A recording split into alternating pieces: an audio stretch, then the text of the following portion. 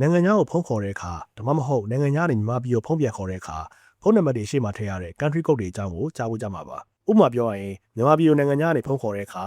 ဖုန်းနံပါတ်ရဲ့ရှေ့မှာ +95 ကိုရိုက်ထည့်ရပါတယ်အဲ့လိုပဲထိုင်းဆိုရင် +66 စင်ကာပူဆိုရင် +65 စသဖြင့်ရိုက်ထည့်ရပါတယ်ဒါပေမဲ့အမေရိကန်ရဲ့ country code ကကြတော့ +1 ရုရှားရဲ့ country code ကကြတော့ +7 အဲ့လိုမျိုးခဏတစ်လုံးစီပဲရှိကြပါတယ်ဒီတော့ဒီ country code တွေကိုဘယ်သူကသတ်မှတ်ပေးထားတာလဲဘာလို့အမေရိကန်က+1ရနေတာလဲဒီနေ့ဗီဒီယိုမှာတော့နိုင်ငံတွေရဲ့ country code တွေရဲ့နောက်ဘက်ကစိတ်ဝင်စားစရာကောင်းတဲ့အကြောင်းအရာတွေကိုပြပြသွားပါမယ်1960ပြည့်နှစ်တွေမတိုင်ခင်ကနိုင်ငံခြားကိုဖုန်းခေါ်ရတာအခုခေတ်လိုမလွယ်ကူပါဘူးလူတစ်ယောက်ကနိုင်ငံခြားကိုဖုန်းခေါ်မယ်ဆိုရင်အရင်ဆုံးကိုမျိုးက local operator စီကိုအရင်ရောက်ပါတယ်အဲဒီကမှတစ်ဆင့်နိုင်ငံတကာဖုန်းလိုင်းတွေကိုကင်တွယ်တဲ့ international exchange စီကိုလိုင်းလွှဲပေးရပါတယ်အဲဒီ operator တွေကမှပင်လယ်ရေအောက်ကေဘယ်ကျိုးတွေတချို့နေရာတွေမှာတော့ radio ဆက်သွယ်ရေးစနစ်တွေကိုအသုံးပြုပြီးကိုခေါ်ချင်တဲ့နိုင်ငံက operator စီကိုလှမ်းချိတ်ပေးရတာပါအဲဒီကမှတစ်ဆင့်ကိုစကားပြောချင်တဲ့သူစီရောက်အောင် switchboard ပေါ်မှာကျိုးတွေကိုလက်နဲ့လိုက်ထိုးပြီး manual ချိတ်ဆက်ပေးရတာပဲဖြစ်ပါတယ်ဒါပေမဲ့နိုင်ငံတိုင်းမှာဖုန်းအသုံးပြုသူတွေများလာတဲ့အခါမှာတော့ဒီထက်ပိုပြီးလွယ်ကူမြန်ဆန်တဲ့နည်းလမ်းတွေကိုလိုအပ်လာပါတယ်ဒါကြောင့်ကုလသမဂ္ဂရဲ့လက်အောက်ခံအဖွဲ့အစည်းတစ်ခုဖြစ်တဲ့ International Telecommunication Union ITU ဆိုတဲ့အဖွဲ့အစည်းကကမ္ဘာလုံးဆိုင်ရာဖုန်းခေါ်ဆိုမှုစနစ်ကိုစတင်သတ်မှတ်ခဲ့ပါတယ်အထူးသဖြင့်1960နဲ့64ခုနှစ်မှာလုပ်ခဲ့တဲ့နိုင်ငံတကာအစည်းအဝေးတွေကနေစက်တွေအလိုလျောက်ဖတ်နိုင်မဲ့နံပါတ်စနစ်တစ်ခုကိုတီထွင်လိုက်ကြတာပါဒါကြောင့်မလို့လူတွေကကြိုးလိုက်ထိုးပေးကြမလို့တော့ပဲနဲ့ electromechanical switch တွေကနေဖုန်းလိုင်းတွေကိုကြော်ပြီးအလိုလျောက်လမ်းကြောင်းလွှဲပြီး auto ချိတ်ဆက်ပေးနိုင်ကြတာဖြစ်ပါတယ်ပြောရရင်တော့နိုင်ငံတိုင်းအတွက် digital address တစ်ခုပေးလိုက်တဲ့သဘောမျိုးပါဒီနေရာမှာမေးစရာရှိတာကတခြားနိုင်ငံတွေရဲ့ country code တွေကကဏ္ဍနှလုံးတချို့ကကဏ္ဍသုံးလုံးဖြစ်နေကြပြီးတော့အမေရိကန်ကကဏ္ဍတစ်လုံးတည်းကိုမှဘာကြောင့် +1 ကိုရထားရလဲဆိုတာပါဒါကအမေရိကန်အင်အားကြီးနိုင်ငံဖြစ်လို့ငါကနံပါတ်1ယူမယ်ဆိုပြီးအားလာပြခဲ့တာတော့မဟုတ်ပါဘူးတကယ်အကြောင်းရင်းကတော့နည်းပညာအသာစီးကြောင့်ဖြစ်ပါတယ် country code တွေကိုမတတ်မှတ်ခင်1948ခုနှစ်လောက်ထဲကအမေရိကန်နဲ့ကနေဒါတို့ဟာ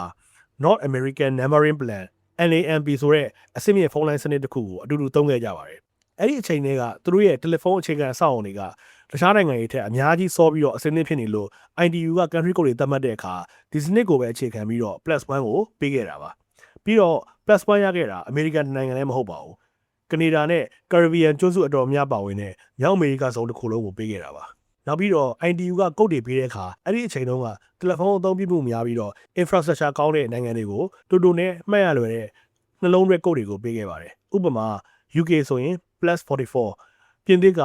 +33 ဂျာမနီက +49 စသဖြင့်ပေါ့ဘာလို့ကဏ္ဍတိုတာအရေးကြီးတာလဲဆိုတော့အဲ့ဒီခေတ်ကဖုန်းတွေကလှည့်ပြီးနှိပ်ရတဲ့စနစ်မို့လို့ပါ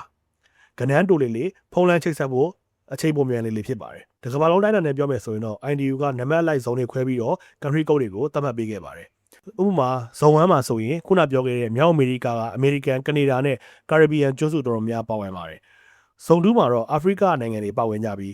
ဥရောပနိုင်ငံအများစုကတော့ဇုံ3နဲ့ဇုံ4မှာပါဝင်ကြပါတယ်ဒါကြောင့်ဖုန်းနံပါတ်ရှေ့ဆုံးကဏ္ဍကိုကြည့်ုံနဲ့အဲ့ဒီနိုင်ငံကကမ္ဘာရဲ့ဘယ်နေရာမှာရှိတယ်ဆိုတာကိုအကြမ်းမြင်သိနိုင်ပါတယ်စိတ်ဝင်စားစရာကောင်းတာတစ်ခုက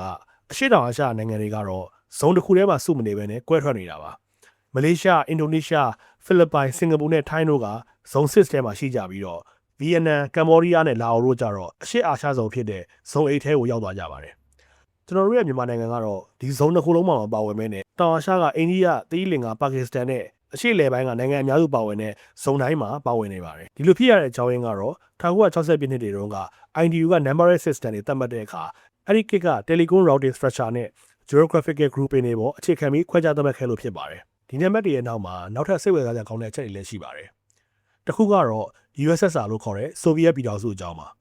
ဆိုဗီယက်ပြည်ထောင်စုအင်အားကြီးတုန်းကဇုံ7တစ်ခုလုံးကိုသူတို့တနိုင်ငံတည်းကပဲသုံးခဲ့တာပါဒါပေမဲ့1991မှာဆိုဗီယက်ပြည်ထောင်စုပြိုကွဲသွားပြီးတော့နိုင်ငံအသစ်တွေအများကြီးပေါ်လာတဲ့အခါ country code အသစ်တွေကိုလည်းသုံးခဲ့ကြပါတယ်ဒါပေမဲ့ရုရှားနဲ့ကာဇက်စတန်တို့ကတော့ဒီနေ့အချိန်ထိဆိုဗီယက်ပြည်တော်စုကသုံးခဲ့တဲ့ +7 ကိုပဲအမွေဆက်ခံပြီးတော့ဆက်လက်သုံးနေကြပါတယ်။နောက်ထပ်ထူးခြားတဲ့အချက်တစ်ခုကတော့ပုပ်ရဟန်းမင်းကြီးနေထိုင်တဲ့ Vatican City ပါ။သူ့အတွက်ကိုယ်ပိုင်ကုတ်ဖြစ်တဲ့ +379 ကို ITU ကသတ်မှတ်ပေးထားပေမဲ့တကယ်တမ်းမှာတော့အသုံးမပြုပါဘူး။လက်ရှိအချိန်ထိအီတလီရဲ့ကုတ်ဖြစ်တဲ့ +39 ကိုပဲငှားပြီးသုံးနေစေဖြစ်ပါတယ်။နောက်ပြီးအာနာတိကတိုက်မှာဆိုရင် official ကုတ်မရှိပါဘူး။အဲဒီမှာသွားရောက်ခြေစိုက်တဲ့နိုင်ငံတွေရဲ့ကိုယ်ပိုင်ကုတ်တွေကိုပဲခွဲပြီးအသုံးပြုကြတာဖြစ်ပါတယ်။အနည်းချုပ်ပြောရရင်တော့ country code ဆိုတာကဏ္ဍသက်သက်မဟုတ်ဘဲနဲ့ကမ္ဘာသမိုင်းနဲ့နည်းပညာတွေပေါင်းစပ်ထားတဲ့ digital ခြေရာတစ်ခုပါဒီနေ့ဗီဒီယိုလေးကတော့ဒီလောက်ပါပဲဒီနေ့ဗီဒီယိုကိုကြိုက်နေတဲ့ရင်ကျွန်တော်ရဲ့ channel ကို like and subscribe လုပ်ဖို့ဖိတ်ခေါ်အပ်ပါတယ် နောက်ထပ်ဗီဒီယိုတွေမှာပြောစီချင်တဲ့အကြောင်းအရာတွေရှိရင်လည်း comment မှာအမှန်သွားပေးပါဦးကျွန်တော်နာမည်က AVM ပါနောက်ဗီဒီယိုတွေမှာပြန်ဆောင်ကြပါမယ်